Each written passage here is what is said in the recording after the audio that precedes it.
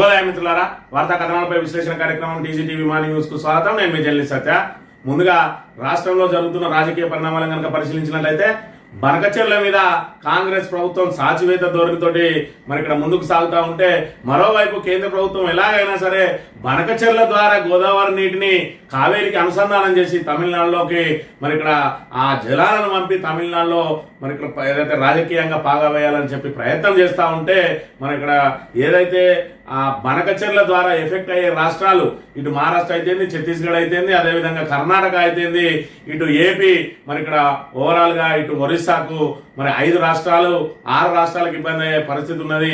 ఒకవైపు ఏపీకి బనకచెర్ల ద్వారా తమకు సరిపడా వాటర్ను వాడుకోవడానికి అవకాశం కల్పిస్తూ దానికి ఆర్థికంగా సాయం చేస్తా ఉన్నది. మరోవైపు మహారాష్ట్ర కూడా మరి ఇక్కడ తాయిలాలు ఇస్తూ ఛత్తీస్గఢ్ కు 2 బ్యారేజీలు కట్టుకోవడానికి అనుమతులు ఇస్తూ కావేరీ జలాలకు ఏదైతే మరి ఇక్కడ కర్ణాటక సంబంధించి కర్ణాటక ప్రభుత్వానికి కూడా మరి కర్ణాటక రాష్ట్రానికి కూడా మేలు చేకూరే ప్రయోజనం చేస్తా ఉన్నది. కానీ తెలంగాణకు మాత్రం మొండి చేయి చూపెడతా ఉంటే కూడా మరి ఇంకా ఈ రోజు కేబినెట్ సమావేశంలో చర్చించి ముఖ్యమంత్రిని చర్చలకు ఆహ్వానిస్తా అని చెప్పి ఇంకా కాంగ్రెస్ బనకచెర్ల మీద మరి ఇక్కడ పూర్తి స్థాయిలో పోరాటానికి దిగడం లేదు కాంగ్రెస్ ప్రభుత్వం అనే విషయాన్ని మనం ఇక్కడ ప్రధానంగా గమనించాలి. గోదావరిలో ఇప్పటికే మనకు 943 టీఎంసీలు ఆల్రెడీ మరి ఇక్కడ అధికారికంగా వాటా ఉన్నది. మరో 20 టీఎంసీలకు అనుమతులు రావాల్సి ఉన్నది. ఓవరాల్ గా 900 మరి ఇక్కడ 60 టీఎంసీలు ఉన్నప్పటికీ కూడా కేవలం 40 టీఎంసీల కోసమే మాకు 1000 టీఎంసీలు చాలు అన్న చందంగా అవగాహన రాహిత్యంతో రేవంత్ రెడ్డి మాట్లాడిన మాటలకు తెలంగాణ మేధావులు అదేవిధంగా ఏదైతే జలరంగ నిపుణులందరూ కూడా ఆగ్రహం వ్యక్తం చేస్తున్న పరిస్థితిని మనం ఇక్కడ ప్రధానంగా గమనించవచ్చు. మరోవైపు కృష్ణా జలాల్లో 750 టీఎంసీల వాటా కోసం గత ప్రభుత్వం అదేవిధంగా ప్రతిపక్ష పార్టీ బీఆర్ఎస్ కోర్టులలో పోరాడుతూ ఉంటే మాకు 500 టీఎంసీలు చాలు అని చెప్పి ఒక అధికార మరి ఇక్కడ ఏదైతే అధికార పక్షమై ఉండి మరి ఇక్కడ ముఖ్యమంత్రి హోదాలో ఆయన ప్రకటన చేయడం మూలంగా ఇది పూర్తిగా ఆంధ్రాకు మేలు చేకూర్చే ప్రక్రియ అని చెప్పి కూడా పెద్ద ఎత్తున విమర్శలు వ్యక్తమవుతున్న పరిస్థితిని మనం ఇక్కడ ప్రధానంగా గమనించవచ్చు. ఎన్నికలకు ముందు గిరిజనుల మీద అనేక ప్రేమను ఒలకబోసినటువంటి కాంగ్రెస్ పార్టీ ఇవాళ అధికారంలోకి రాగానే అదే గిరిజనుల మీద దాష్టీకం ప్రదర్శిస్తా ఉన్నది. బుల్డోజర్లతోటి వాళ్ళ భూములను మరి ఇక్కడ ఏదైతే స్వాధీనం చేసుకునే ప్రయత్నం చేస్తా ఉన్నది. అడ్డొచ్చిన మహిళలను కూడా బట్టలు చింపి అధికారులు ఏదైతే అటవీ అధికారులు నానా చిత్రహింసలు పెట్టడం ఇక్కడ పెద్ద ఎత్తున చర్చనీయాంశంగా మారిందనే అంశాన్ని కూడా మనం ఇక్కడ ప్రధానంగా గమనించవచ్చు. ఇక మంథని నియోజకవర్గం విషయానికి వస్తే, మంథని నియోజకవర్గానికి సంబంధించి ఎన్నికలకు ముందు మరి ఇక్కడ ప్రస్తుత మంత్రి శ్రీధర్ బాబు గారు ఎన్నికల ముందు నానా హంగామా చేసిండు. ఇక్కడ ఉన్న ఇసుక రీచ్ల ద్వారా మీ తాత ముత్తాతల వనరులన్నీ దోపిడీకి గురవుతున్నాయి, మేము రాగానే 2 రోజులలో ఇసుక లారీలు ఆపేస్తామన్నారు. ఆ రోజు చూసుకున్నట్టయితే రోడ్డు మీద లారీలు నిలబడి ఉంటే మరి ఇక్కడ నానా హంగామా చేసిండు. ఇవన్నీ అప్పటికి సంబంధించిన ఫోటోలను మనం ఇక్కడ చూడవచ్చు. ఏంటిది దాష్టికం, ఏంటిది ఈ లారీలు అని అప్పుడు 10ల సంఖ్యలో ఉన్న లారీలను చూస్తేనే ఈయన ఆగ్రహం కట్టలు తెచ్చుకుని మేము రాగానే మొత్తం ఇసుక క్వారీలనే మూసివేస్తాం, ఇసుక లారీలనే 2 రోజులలోనే బంద్ చేస్తాం అన్నాడు. అధికారంలోకి వచ్చి మరి సంవత్సరంన్నర దాటి 2వ సంవత్సరంలోకి అడుగు పెట్టబోతా ఉన్న తరుణంలో మరి ఇక్కడ ఏ విధంగా ఉన్నది మంథని నియోజకవర్గంలోని ఇక్కడ అడవి సోమనపల్లి మంథని మండలం అడవి సోమనపల్లిలో పరిస్థితి ఏ విధంగా ఉన్నది, ఇసుక క్వారీకి వెళ్లే దారిలో ఏదైతే మంథని భూపాలపల్లి రహదారిలో ఏ విధంగా ఉన్నదో ఒక్కసారి ప్రత్యక్షంగా గమనించినట్టయితే ఇది కారులో తీసిన మరి వీడియో. ఇక్కడ చూసుకున్నట్టయితే వీడియో మొత్తం కూడా మరి 3 నిమిషాల 2 సెకండ్లు ఉన్నది ఈ వీడియో. ఈ వీడియో కనుక గమనించినట్టయితే కారులో వెళ్తా ఉంటే 3 నిమిషాల పాటు ప్రయాణం చేస్తే ఎన్ని మీటర్ల దూరం మనం ప్రయాణం చేస్తాం. నిమిషానికి 1 కిలోమీటర్ 60 స్పీడ్తో వెళ్ళినా కూడా, నిమిషానికి 1 కిలోమీటర్ వేసుకున్నా కూడా 3 కిలోమీటర్ల మీద లారీలు నిలిచి ఉన్నాయంటే ఎన్ని వందల సంఖ్యలో లారీలు ఇక్కడ ఉన్నాయి. దీనికి సంబంధించి మరి ఇక్కడ చూసుకున్నట్టయితే వేబిల్లులు ఉండడం లేదు. ఒకటే వేబిల్లు మీద 4-5 లారీలు వెళ్ళిపోతున్న పరిస్థితి. అధికారుల పర్యవేక్షణ కరువైంది. మరి ఇక్కడ మంథని నియోజకవర్గం వద్దకు అధికారులు రావడానికే జంకుతున్న పరిస్థితి. ఒకవైపు చెరువుల్లో పెద్ద ఎత్తున మట్టి తరలించకపోతా ఉన్నారు. సాక్షాత్ కలెక్టర్ ఆర్డర్ అంటా ఉన్నాడు.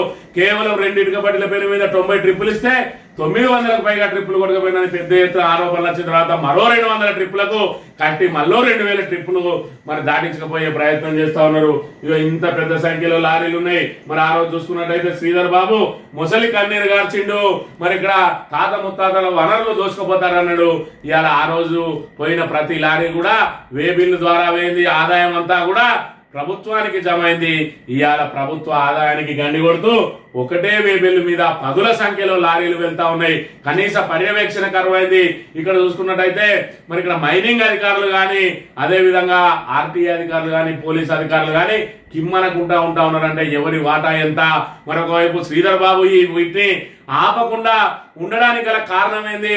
మరి ఇక్కడ ఎన్నికల ముందు 2 రోజులలోనే బంద్ చేయిస్తా అన్న మరి ఈయనకు ఎందుకు సాధ్యం కావడం లేదు? పక్కనే ఉన్న పెద్దపల్లి ఎమ్మెల్యే మరి ఆ మానేరు మీద ఒక్కటంటే ఒక్క ఇసుక క్వారీ లేకుండా ఆయన మరి ఇసుక అంతా కూడా పేదలకు ఫ్రీగా ఉదయం 6 గంటల నుంచి సాయంత్రం 6 గంటల వరకు పేదవారి అవసరాల కోసం, భవన నిర్మాణదారుల అవసరాల కోసం ఎవరైనా ఫ్రీగా తీసుకెళ్ళండి, కేవలం ట్రాక్టర్ కిరాయి మాత్రమే చెల్లించి అని చెప్పి ఆయన పగడబందీగా అమలు చేస్తా ఉంటే ఈయన ఇటు మానేరు నదిని అటు గోదావరి నదిని కొల్లగొట్టుకొని పోతా అంటే ఎందుకు వేడుక చూస్తా ఉన్నాడు? ఎవరి జేబుల్లోకి వెళ్ళి వెళ్తా ఉన్నాయో మనం ఇక్కడ ప్రధానంగా గమనించాలి. ప్రస్తుతం దీనికి సంబంధించి మరి ఇక్కడ ఏదైతే భూగర్భ వనరులకు సంబంధించి మైనింగ్ శాఖ, మరి కార్మిక ఉపాధి శాఖతో పాటు మైనింగ్ భూగర్భ వనరుల శాఖ ఈరోజు మరి మంత్రిగా కొత్తగా వివేక్ దీనికి మరి మంత్రివర్గం నుంచి ఆయనకు ఆ శాఖ కేటాయించబడ్డది.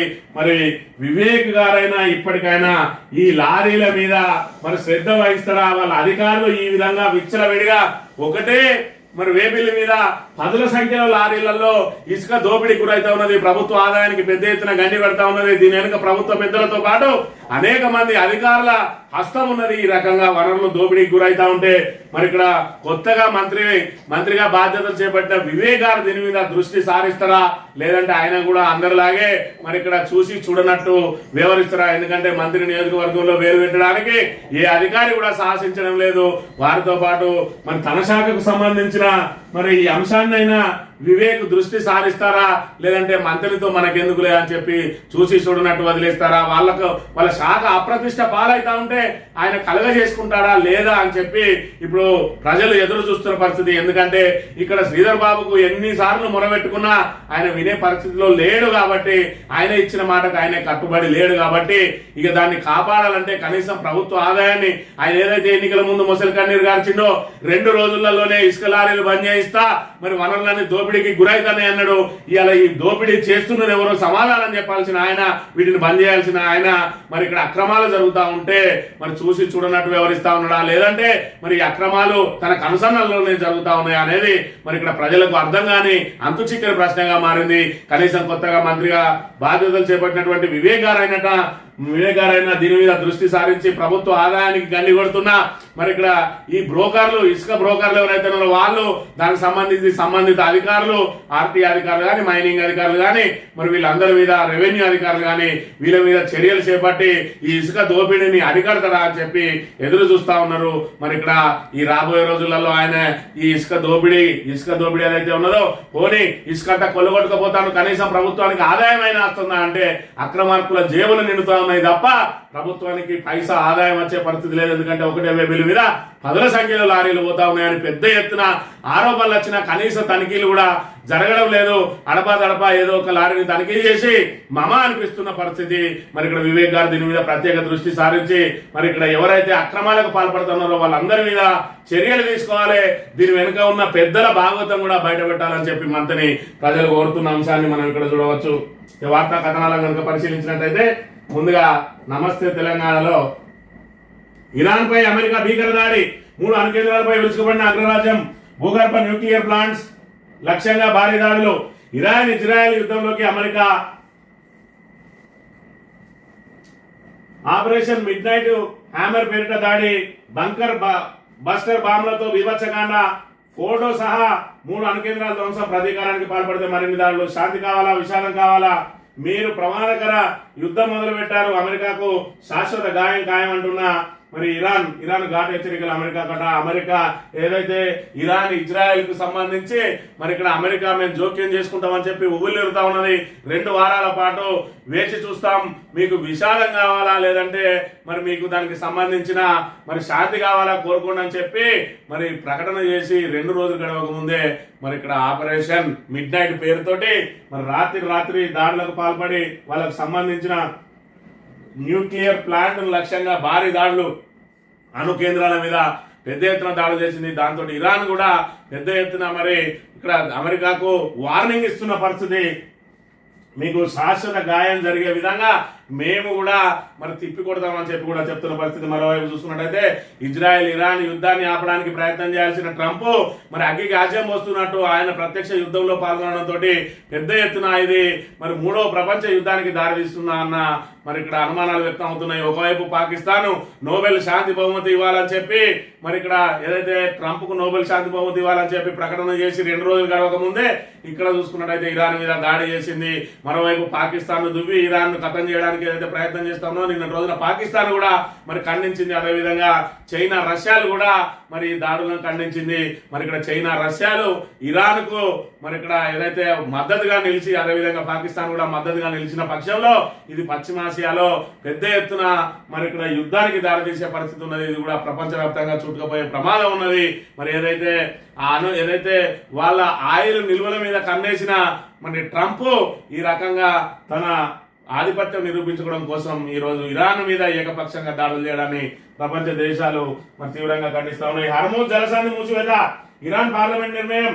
ప్రపంచ ఆయిల్ అవసరాలు 20% ఇక్కడి నుంచి రవాణా. చమురు ధరలు పెరిగే అవకాశం. భారత్ పై ప్రభావం తక్కువైనట్టు హర్మూజ్ జలసంధికి సంబంధించి ఏదైతే రోజుకు 20 లక్షల బ్యారెళ్లు అక్కడి నుంచి మరి ఇక్కడ రవాణా జరుగుతాయట. దానికి సంబంధించి ఆపేసింది. ప్రపంచంలో చమురుకు సంబంధించి 20% మరి ఆ చమురు నిక్షేపాలన్నీ ఇక్కడ నుంచి రవాణా జరుగుతాయి కాబట్టి మరి ప్రపంచ దేశాల మీద దీని ఎఫెక్ట్ పడే అవకాశం ఉన్నదని కూడా చెప్తున్న పరిస్థితిని మనం మాట్లాడచ్చు. బనకచెర్లకు సంబంధించి బనకచెర్ల మీద మరి ఇక్కడ కాంగ్రెస్ ప్రభుత్వం ఇక్కడ సాచివేత ధోరణి అవలంబిస్తా ఉన్నది. ఒకవైపు బనకచెర్లను పూర్తి స్థాయిలో వ్యతిరేకించాల్సినటువంటి కాంగ్రెస్ ఈ రోజు మరి ఇక్కడ దాని మీద నోరు మెదపకుండా ఇంకా వేచి చూసే ధోరణి అంటూ లేదంటే మరి ఇక్కడ వాళ్ళతోటి చర్చ జరుపుతామంటా ఉన్నారు.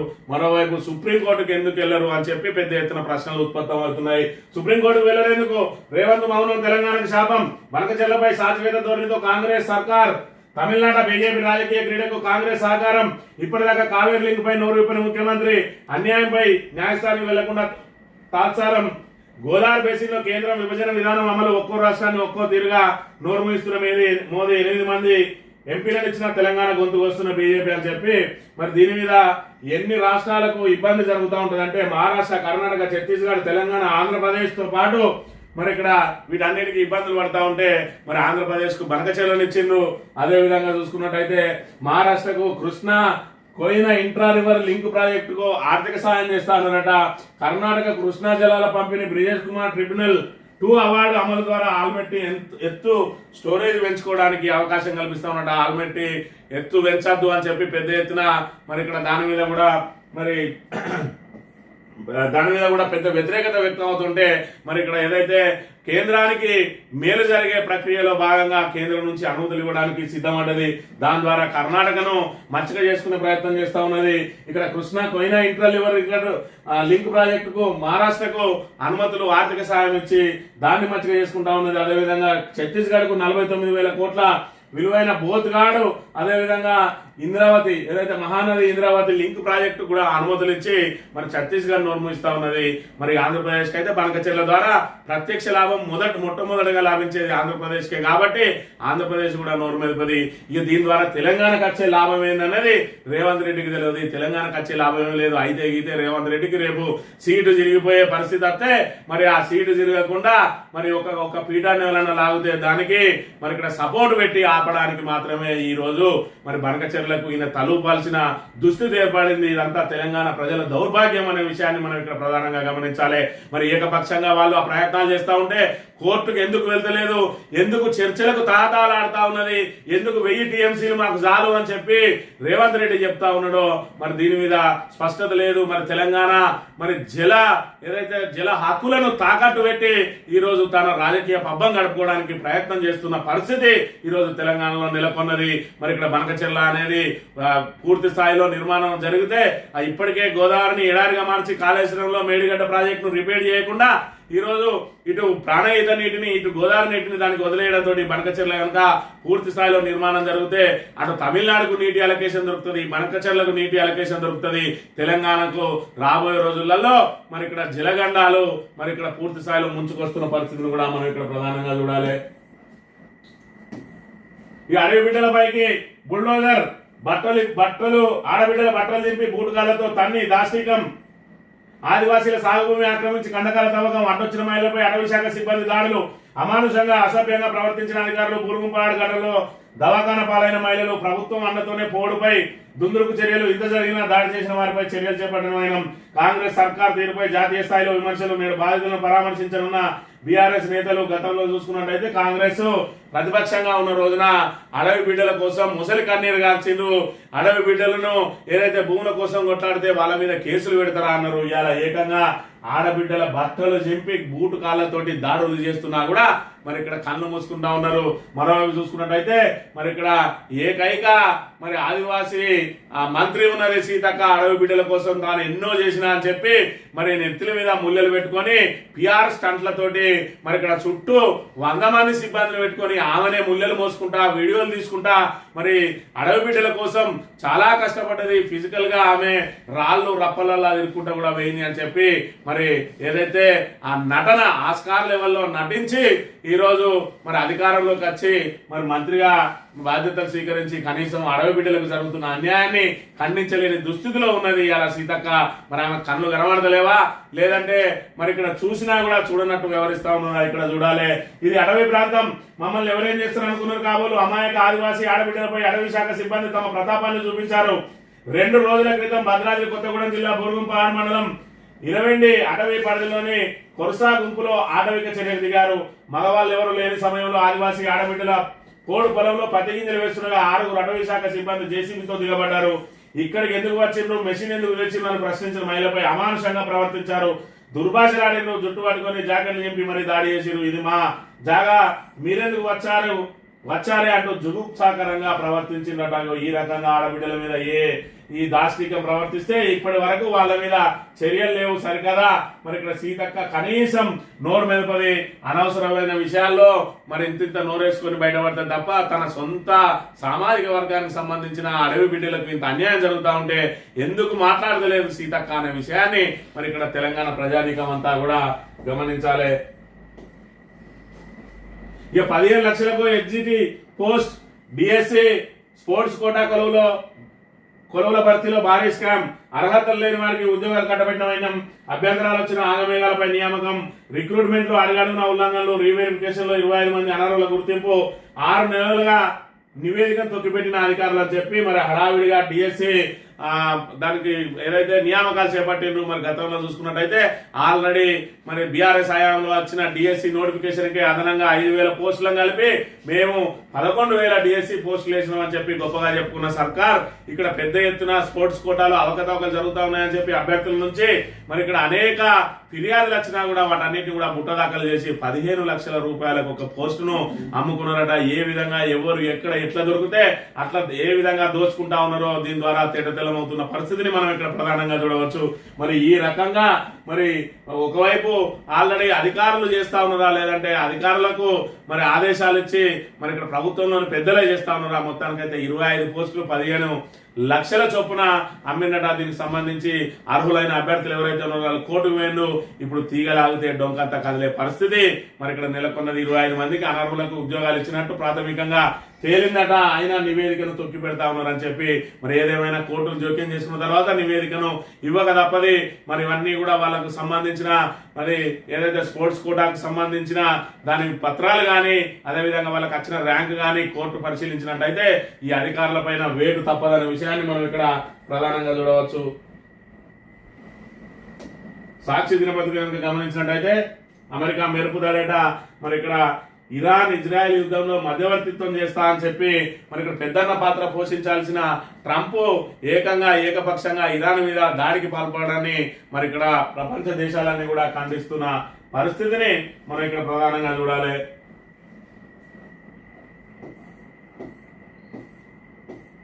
హైదరాబాద్ బెంగళూరు డిఫెన్స్ కారిడార్ అట. పాలమూరులో బ్రహ్మోస్ క్షిపణి తయారీ కేంద్రానికి అడుగులు. దేవరకద్రలోని చౌదర్పల్లి బసవాయిపల్లి మధ్య 497 ఎకరాల భూమి లభ్యత. డిఆర్డిఎల్ శాస్త్రవేత్తల స్థల పరిశీలన అనుకూలంగా ఉందని వెల్లడి. యూనిట్ ఏర్పాటైతే క్షిపణి విడిభాగాల తయారీ పరిశ్రమలకు అవకాశం. ప్రత్యక్షంగా పరోక్షంగా సుమారు 10,000 మంది స్థానికులకు ఉపాధి అవకాశం ఏదైనా ఉపాధి పేరుతోటి మరి ఇక్కడ స్థానికుల నోళ్లు మూయించే ప్రయత్నం చేస్తూ ఉంటారు భూసేకరణలో. మరి ఇక్కడ ఏదైతే ఫార్మా కంపెనీ లాంటి మరి ఇక్కడ కాలుష్యం వెదజల్లే కంపెనీలు, ఇథనాల్ కంపెనీ లాంటి కాలుష్యం వెదజల్లే కంపెనీలకు భూసేకరణ, పచ్చని పొలాలను భూసేకరణ చేసి మరి ఇక్కడ ఏదైతే వ్యవసాయం మీద ఆధారపడి మరి ఇక్కడ కాలు మీద కాలేసుకుని బతికే రైతుల భూములను లాక్కొని మీకు ఉపాధి కల్పిస్తామని చెప్పి మరి ఉపాధి పేరుతోటి పచ్చని పొలాలను మరి ఇక్కడ వివిధ రకాల పరిశ్రమలకు ఏ విధంగా తీసుకుంటా ఉన్నారో మరి ఇక్కడ అందులో ఈ డిఫెన్స్ విభాగం కూడా చేరబోతా ఉన్నది. మరి ఇక్కడ ఏదైతే అనువైన ప్రదేశాలు ఓకే కానీ మరి పచ్చని పంట పొలాలను తీసుకునే విషయంలో మరి ప్రభుత్వాలు అయితే ఆలోచన చేయాల్సిన అవసరం ఉన్నది. ఆంధ్రజ్యోతి విషయానికి వస్తే మరి ఇరాన్ అణు కేంద్రాలపై అమెరికా బాంబుల వర్షం అట. మరి ఏది ఏమైనా మొత్తానికి మరి ఇరాన్ ను లొంగ తీసుకునే ప్రయత్నమే చేస్తా ఉన్నది అమెరికా. దీనిలో మరి చైనా అదేవిధంగా రష్యా కనుక ఇరాన్ అండగా నిలిస్తే దీన్ని పెద్ద ఎత్తున మరి ప్రపంచ యుద్ధానికి, మూడో ప్రపంచ యుద్ధానికి కూడా దారితీసే అవకాశం ఉందనే విషయాన్ని కూడా మనం గమనించాలి. ఇక బంకచెర్లపై ఏం చేద్దాం, కాంగ్రెస్ ఇప్పటికే కేంద్రానికి అభ్యంతరం తెలిపాం. అధికారులు మంత్రుల కమిటీని నియమించి చర్చిద్దాం. ఆ తర్వాత ఇరు రాష్ట్రాల సీఎంల సమావేశం, ప్రభుత్వ యోచన నేడు కేబినెట్ భేటీలో చర్చ. స్థానిక ఎన్నికల నిర్వహణ, కోర్టు కేసులపైన త్రిపుల్ దక్షిణ భాగం అలైన్మెంట్ కి ఆమోదం, బాగలింగంపల్లి హౌసింగ్ బోర్డు భూములపై నిర్ణయం, రాష్ట్ర ఆర్థిక పరిస్థితి పథకాలపై చర్చించే ఛాన్స్, రైతు భరోసా విజయోత్సవాల నిర్వహణకు నిర్ణయం. నేటి కేబినెట్ భేటీకి 3 కొత్త మంత్రులు అని చెప్పి బనకచెర్లపై ఏం చేద్దామని చెప్పి ఈ రోజు కేబినెట్ సమావేశం నిర్వహించబోతా ఉన్నారు. ఆ దానిలో బనకచెర్ల మీద చర్చిస్తారట. మరి ఇప్పటికే మొద్దు నిద్రపోతామని కాంగ్రెస్ ప్రభుత్వం ఒకవైపేమో పూర్తిగా బనకచెర్లకు సంబంధించి చకచక మరి ఇక్కడ పనులు మొదలైపోతా ఉన్నాయి. అనుమతుల కోసం కూడా డిపిఆర్ కూడా పంపిన పరిస్థితి ఉంటే వీళ్ళు ఇంకా మీనమేషాలు లెక్క పెడుతున్న పరిస్థితిని కూడా మనం ఇక్కడ చూడాలి. మరోవైపు స్థానిక ఎన్నికల నిర్వహణకు సంబంధించి కూడా ఇక్కడ దీని మీద చర్చిస్తారట. మరోవైపు ఇక్కడ ఏదైతే రైతు భరోసా, మరి రైతు భరోసాకు సంబంధించి విజయోత్సవాలను నిర్వహిస్తారట. విజయోత్సవాలను ఇప్పటికే రెండు సీజన్లకు సంబంధించి రైతు భరోసా నిర్వహించిండు. మొదటిసారేమో మరి ఇక్కడ కేసీఆర్ ఏవైతే నిలువబెట్టిండో పైసలు దాన్ని ఈసీకి ఫిర్యాదు చేసి మరి ఎన్నికలకు కూడా వచ్చిందని చెప్పి దాన్ని ఆపి మరి ఎంపీ ఎన్నికల వరకు సాగదీసి రైతు భరోసా 7,500 వేస్తామని చెప్పి చివరికి కేసీఆర్ పెట్టిన నిలువ పైసలనే మరి ఇక్కడ ముందుగా వాడుకొని ఆ తర్వాత మళ్ళీ 5,000 చొప్పునే రైతులకు వేసిండ్రు. ఆ తర్వాత రైతు భరోసాకు ఉప కమిటీ పేరుతోటి మళ్ళీ సంవత్సరం పాటు మరి ఇక్కడ తాత్సారం చేసి మొన్నట రబీకి సంబంధించి మరి ఆ రబీలో 4 ఎకరాల వరకు ఏదైతే స్థానిక సంస్థల ఎన్నికలు ప్రారంభించబోతున్నామని చెప్పి మరి జనవరి 26వ తేదీన వేస్తామని చెప్పి దాన్ని 31వ తేదీ వరకు మరి ఇక్కడ ఏదైతే సాగదీసి చివరికి 4 ఎకరాల వరకు వేసి చేతులు దులుపుకున్నారు. ఇప్పుడు మళ్ళీ స్థానిక సంస్థల ఆ ఎన్నికల అంశం మరి తెర మీదకి రాగానే ఇప్పుడు అందరికి వేస్తాం, చెట్లకు పుట్లకు అన్నిటికి వేస్తామని చెప్పి మరి చెట్లకు పుట్లకు అన్నిటికి వేసినాం కాబట్టి దీన్ని ఎన్నికల్లో లబ్ధి పొందాలంటే దీని మీద పెద్ద ఎత్తున ప్రచారం చేసుకోవాలని రైతు భరోసా విజయోత్సవ సంబరాలు చేసుకుంటున్నారట. ఏం విజయోత్సవాలు అంటే మేము వచ్చినాక 18 నెలల తర్వాత కానీ మేము ఇవాళ రైతులకు డబ్బులు ఇవ్వలేకపోయినాం అని చెప్పి చెప్తున్న పరిస్థితి. మరి ఎగ్గొట్టిన దానికి మరి ఇక్కడ రైతు విద్రోహ దినాలు మరి ఎవరు జరపాలి, మరి ఇక్కడ వాళ్ళకు బకాయి ఉన్న డబ్బులన్నింటినీ చెల్లించిన తర్వాత విజయోత్సవ సంబరాలు చేయాలి. ఇలా కేసీఆర్ ఉన్నప్పుడు నాట్లకు మధ్య రైతు బంధు వస్తే ఇలా ఓట్లకు మధ్య రైతు భరోసా వస్తున్నది. ఇలా తెలంగాణలో ఉన్న ప్రతి రైతుకు అర్థమైపోయింది మరి ఇక్కడైనా రైతు భరోసా వేస్తా ఉన్నాడంటే మళ్ళీ ఏదో ఎలక్షన్ రాబోతా ఉన్నది, ఏదన్నా తాయిలాలు ఇస్తా ఉన్నాడంటే దాన్ని ఓట్లలో గట్టెక్కించే తప్ప మరి వీళ్ళు ఇచ్చిన 6 గ్యారంటీలు అమలు చేయడానికి కానీ కేసీఆర్ అమలు చేసిన సంక్షేమ పథకాలను కొనసాగించడానికి కానీ వీళ్ళకి చేతనైతే లేదనే విషయం అయితే మరి ఇక్కడ తేటతెల్లమైన అంశాన్ని మనం ఇక్కడ చూడవచ్చు. ఇక రప్ప ఫ్లెక్సీలతో షో చేస్తే భయపడదామా? కాళేశ్వరం అంశాన్ని పక్కదారి పట్టించేందుకే హరీష్ సభలో ఫ్లెక్సీలు. బనకచెర్ల పాపం బీఆర్ఎస్ 2016లోనే ఆ ప్రాజెక్టు జీవో. కేసీఆర్ మొక్కులు తీరుస్తున్న ముఖ్యమంత్రి రేవంత్ రెడ్డి ఆగస్టు కల్లా భూభారతి అర్జీలకు పరిష్కారం అంటున్న మంత్రి పొంగులేటి అట. మరి 2016లో మరి ఇక్కడ ఏదైతే బనకచెర్లకు జీవో జారీ అయితే 2016 నుంచి 2019 దాకా చంద్రబాబు నాయుడు ఉన్నాడు. మరి చంద్రబాబు నాయుడుకు చేతగాక బనకచెర్ల కట్టలేదా? మరి 2019 నుంచి 2024 వరకు మళ్ళా జగన్ ఉన్నాడు, మరి జగన్ కు చేతగాక కట్టలేదా? మరి వీళ్ళ చేతగాంతనాన్ని ఏ విధంగా కప్పిపుచ్చుకుంటా ఉన్నది కాంగ్రెస్ లో ఉన్న మంత్రులు, ముఖ్యమంత్రి నుంచి మంత్రుల వరకు అందరు కూడా బనకచెర్ల మీద వీళ్ళకి ఏం చేయాలో ముందుకు పోలేక మరి ఇక్కడ దాన్ని అడ్డుకోవడం చేతగాక ఇగో ఇలాంటి నీచమైన స్టేట్మెంట్లు ఇస్తున్న పరిస్థితిని మనం ఇక్కడ ప్రధానంగా గమనించాలి. ఒకవైపు కాళేశ్వరం మీద అంశాన్ని పక్కదారి పట్టించుట, కాళేశ్వరం అంశాన్ని పక్కదారి పట్టించుడు కాదు. ఇవాళ మీరేసిన పీసీ ఘోష్ కమిషన్ కు ఏదైతే కేబినెట్ కమిటీ మీటింగ్ కు సంబంధించిన మినిట్స్ ఇవ్వంటే ఎందుకు ఇస్తలేరు? మీరేసిన కమిషన్ కే మీరు వాళ్ళ కోరిన వివరాలు ఇవ్వకుండా ఇలా తప్పించుకొని తిరుగుతారు. కేబినెట్ ఆమోదంతోనే కాళేశ్వరం నిర్మించినాం. అదే విధంగా మరి ఇక్కడ ఏదైతే 9 దగ్గర నుంచి కాళేశ్వరానికి ఎందుకు తరలించాల్సి వచ్చింది, మేడిగడ్డకి ఎందుకు తరలించాల్సి వచ్చింది బ్యారేజ్ అనేది వాళ్ళు పూర్తి నివేదికలు ఇచ్చిండ్రు. ఆ ఒక్క కేబినెట్ మినిట్స్ కి కనుక ఇచ్చినట్టు అయి ఉంటే మరి మీ బండారం మొత్తం బయటపడుతుందని తప్పించుకొని తిరుగుతూ మీరే కమిషన్ వేసి కమిషన్ కు ముఖం చాటేసి ఇవాళ ఇంకా సిగ్గు లేకుండా మళ్ళీ గత ప్రభుత్వం మీద ప్రతిదానికి వీళ్ళ చేతగాంతనాన్ని మొత్తాన్ని మరి బీఆర్ఎస్ కు అంటగట్టే ప్రయత్నం చేస్తా ఉన్నారు. కానీ ప్రజలకు అన్ని తెలుసు, ప్రజలు మొత్తం చూస్తూనే ఉన్నారు. కృష్ణా ప్రాజెక్టులకు సంబంధించి కేఆర్ఎంబీ చేతికి ఇవ్వాలని చెప్పి బీఆర్ఎస్ మీద టీఆర్ఎస్ ప్రభుత్వం నుంచి బీఆర్ఎస్ ప్రభుత్వం వరకు కూడా ఎంత పెద్ద ఎత్తున కేంద్రం ఒత్తిడి తీసుకొచ్చినా కూడా కేఆర్ఎంబీ చేతికి కృష్ణా ప్రాజెక్టు ఇవ్వలేదు. అదే రేవంత్ రెడ్డి వచ్చినాక 1-2 నెలల లోపే మరి ఇక్కడ ఈ అసమర్థ ప్రభుత్వం కేఆర్ఎంబీ చేతిలో కృష్ణా ప్రాజెక్టులను పెట్టి ఈ రోజు తాగునీటి కూడా వాళ్ళని అడుక్కునే పరిస్థితి. మరోవైపు కృష్ణా జిల్లాలను యథేచ్ఛగా మరి అక్కడ ఎన్డీఏ ప్రభుత్వం దోచుకుపోతా ఉన్నది ఆంధ్రప్రదేశ్ కు. ఇవాళ చూసుకున్నట్టయితే బనకచెర్లను ఆపలేని దుస్థితి, ఇవాళ చూసుకున్నట్టయితే కాళేశ్వరానికి ఆ మేడిగడ్డను రిపేర్ చేయలేని దుస్థితి, ఇవాళ ప్రాణహిత నీటిని మరి గోదావరి నీటిని దానికి వృధాగా వదిలేయడంతో ఇవాళ బనకచెర్ల కట్టాలనే ఆలోచన వాళ్ళకు తెచ్చిండ్రు. ఆ తెచ్చింది వీళ్ళ అసమర్థత మూలంగానే ఇవాళ అక్కడ బనకచెర్ల ప్రాజెక్టు నిర్మాణం అవుతున్నదనే విషయాన్ని కూడా మనం గమనించాలి. ఈనాడు దినపత్రిక విషయానికి వస్తే రణరంగంలోకి అమెరికాట మరి ఇక్కడ ఇరాన్ ను ఏకాకిం చేసి మరి వాళ్ళను హస్తగతం చేసుకోవాలనుకునే ప్రయత్నం చేస్తా ఉన్నది. కానీ ఇరాన్ కు అండగా నిలవడానికి కూడా మరి వివిధ దేశాలు ముందుకొస్తున్న పరిస్థితి మనం ఇక్కడ చూడాలి. అతిపెద్ద డెడ్ లైన్ అమెరికా దాటింది.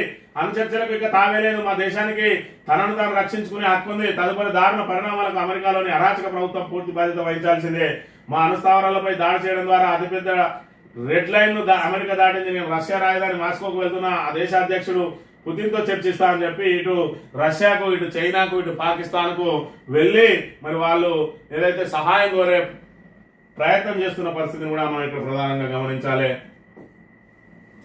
ప్రజల నమ్మకాన్ని వమ్ము చేసిన కాంగ్రెస్ తెలంగాణ ప్రజల ఆకాంక్షలు భాజపాతో నిలబడతాయట. వికసిత్ భారత్ సంకల్ప సభలో కేంద్ర మంత్రి కిషన్ రెడ్డి మరి నిజంగానే ప్రజల నమ్మకాన్ని వమ్ము చేసింది కాంగ్రెస్. దాంతో పాటు బీజేపీ కూడా వమ్ము చేసింది. 8 మంది ఎంపీలను ఇస్తే ఇప్పటి వరకు తెలంగాణకు కేంద్రం నుంచి తీసుకొచ్చింది శూన్యం. మరోవైపు కాంగ్రెస్ ఏదైతే ప్రజా వ్యతిరేక విధానాలను ఎండగట్టడంలో కూడా మరి ఇక్కడ బీజేపీ పూర్తిగా విఫలమైంది. మరి ఇక్కడ ఢిల్లీలో కాంగ్రెస్ బీజేపీ కొట్లాడుకుంటా ఉంటే ఈ గల్లీలో మాత్రం 2 చెట్టాపట్టాలు వేసుకొని తిరుగుతా ఉన్నాయి. ఇటు కిషన్ రెడ్డికి మరి ఏదైతే రేవంత్ రెడ్డి మరి ఇక్కడ ఈయనను పొగుడుతా ఉంటాడు. మరోవైపు మా రెడ్డి సామాజిక వర్గానికి సంబంధించిన వాళ్ళకే బీజేపీ ఏదైతే అధ్యక్ష పదవి ఉండడం చాలా సంతోషకరం అంటాడు.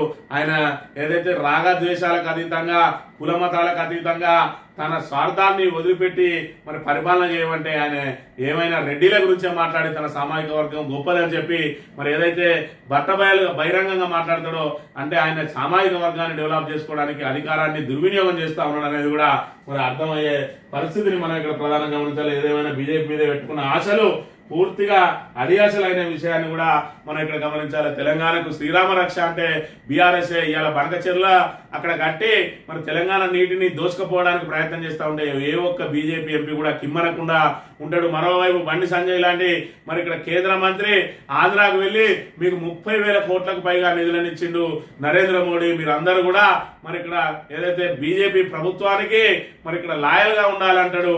మరి తెలంగాణకు పైసా తీసుకురాని ఇలాంటి దద్దమ్మలు మరి ఇక్కడ ఏపీకి అక్కడ పెద్ద ఎత్తున మరి లబ్ధి చేకూరుతా ఉన్నదని సిగ్గుడిచి చెప్తా ఉన్నారు. మరి తెలంగాణకు ఎందుకు లబ్ధి జరుగుతలేదు, ఎందుకు తేలేకపోతారు అంటే ఇక్కడ ప్రాంతీయ పార్టీ ఉండి వీళ్ళ ఎంపీలు అవసరం ఉంటేనే నిధులు ఇస్తారా? మరి మీకు 8 మంది మీరు ఎంపీలు గడ్డివిగా ఉన్నారా అనే విషయాన్ని ఇక్కడ తెలంగాణ ప్రజానీకం ఎక్కడికక్కడ మరి వాళ్ళని నిలదీయాలి. ఇవాళ బీజేపీ కాంగ్రెస్లు తెలంగాణ ప్రాంత ప్రయోజనాలను మరి ఇక్కడ కాలరాస్తా ఉన్నాయి, తాకట్టు పెడతా ఉన్నాయి. ఇవాళ మనకు జలగండాన్ని సృష్టిస్తా ఉన్నాయి. మరోవైపు చూసుకున్నా ఉంటే ప్రాజెక్టులను ఎండబెట్టి రాబోయే రోజులలో కరువు కాటకాలను మరి ఇక్కడ తీసుకురాబోతా ఉన్నాయి. మరోవైపు చూసుకున్నట్టయితే కాళేశ్వరం కూలిపోయింది, ఇంత పంట ఎందుకు వచ్చింది అని చెప్పి బండి సంజయ్ లాంటి అసమర్థులు మరి ఇక్కడ సబ్జెక్టు లేని మరి ఇక్కడ కుహనా మేధావులు మరి వాళ్ళు మాట్లాడుతూ ఉన్నారు. కాళేశ్వరం ప్రాజెక్టులో ఒక మేడిగడ్డ ప్రాజెక్టే ఉంగింది, కాళేశ్వరం సైకిల్ అంతా వాడుకొనే ఇవాళ కాళేశ్వరానికి ఒక్క మేడిగడ్డ ద్వారానే మరి ఒక్క ప్రాణహిత నీటిని గోదావరి నీటిని ఒడిసిపట్టి పైకెత్తిపోయడం కాదు, అక్కడ ఎస్ఆర్ఎస్పిలో వరద ఏదైతే ఎక్కువ వచ్చినా కూడా దాన్ని వివిధ మరి మిడ్ మానేర్ ద్వారా లేదా మరి మిగతా కంపౌండ్ల ద్వారా ఆ నీటిని కూడా పట్టుకపోవడానికి మరి 2 రకాల ఏర్పాట్లు జరిగి ఉన్నాయి. పైన వరద ఎక్కువ వచ్చినప్పుడు కూడా వాటిని నీటిని ఒడిసిపెట్టుకోవడానికి, వరద రాకపోతే ప్రాణహిత నీటిని పైకి తరలించడానికే మరి ఇక్కడ కాళేశ్వరం ప్రాజెక్టు కట్టబడి ఉన్నది. ఒక్క మేడిగడ్డ కుంగిన దాన్ని చూపించి మరి పెద్ద ఎత్తున ఉన్న ఈ మిగతా ప్రాజెక్టునంతా కూడా దానికి సంబంధమే లేదు, మేడిగడ్డ మాత్రమే కాళేశ్వరం అని మరి ఇక్కడ ప్రజలను తప్పుదో పట్టించే ప్రయత్నం కాంగ్రెస్ చేస్తూ ఉంటే మరి బండి సంజయ్ లాంటి ఏదైతే కార్పొరేటర్ స్థాయి మరి మాటలే మాట్లాడుకుంటూ ఆయన కూడా ప్రజలను తప్పుదో పట్టే ప్రయత్నం చేస్తూ ఉన్నాడు. కాబట్టి తెలంగాణ ప్రజానీకం ఇప్పటికైనా గమనించాలి, కాంగ్రెస్ కు ఎన్నికల్లో బుద్ధి చెప్తేనే మరి ఇక్కడ మన హక్కులు కాపాడబడతాయి, లేదంటే పూర్తిగా తెలంగాణ రాష్ట్రాన్ని మరి ఇక్కడ దివాలా తీస్తారు వాళ్ళు ఖచ్చితంగా అనే విషయాన్ని మనం గమనించాలని కోరుతూ ఇది ఈ రోజు మార్నింగ్ న్యూస్. రేపు వెళ్తాం. Thank you very much.